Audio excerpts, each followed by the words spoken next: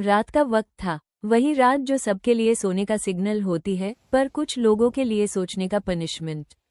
वो बेड पर लेटी थी, आंखें बैंड, पर दिमाग फुल वॉल्यूम पे।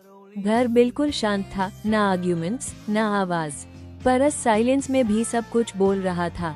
उससे रोना नहीं आ रहा था, और ये सबसे अजीब बात थी, क्योंकि जब दर्द फ्रेश होता है तो आंसू आ जाते हैं, पर जब दर्द पुराना हो जाए तो आंसू भी थक जाते हैं।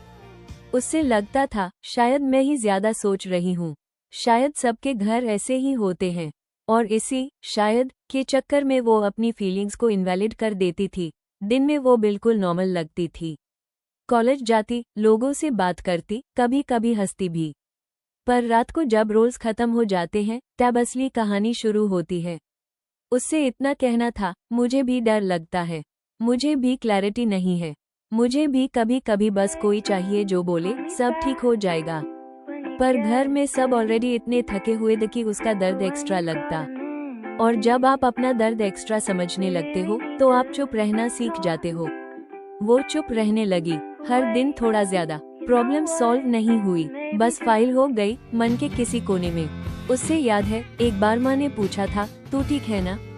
सवाल सिंपल था, पर जवाब मुश्किल, क्योंकि अगर वो नहीं बोल देती तो चेन रिएक्शन शुरू हो जाता, ब्लेम, गिल्ट, टेंशन।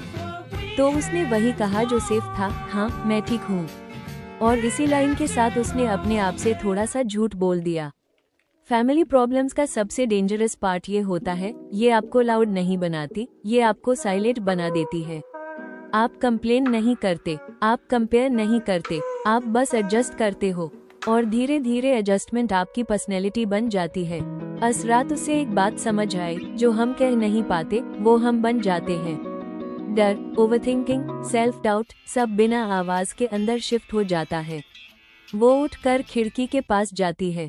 बाहर स्ट्रीट लाइट जल रही थी, जिंदगी चल रही थी, और वो सोचती है शायद मेरी प्रॉब्लम छोटी है पर मेरी फीलिंग रियल है, और शायद इतना माना हाई पहला स्टेप होता है।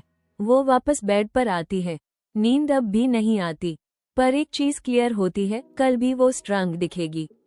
पर आज रात वो कम से कम अपने दर्द को चुप रहने से फ्री कर रही है, क्योंकि हर बार बोलना जरूरी नहीं होता, कभी कभी खुद के साथ ऑनेस्ट होना ही सबसे बड़ी हिम्मत होती है। अगर चाहो नेक्स्ट मेन एपिसोड 3 रिस्पॉन्सिबिलिटी का वजन, जब बचपन क्वाइटली एंड हो जाता है।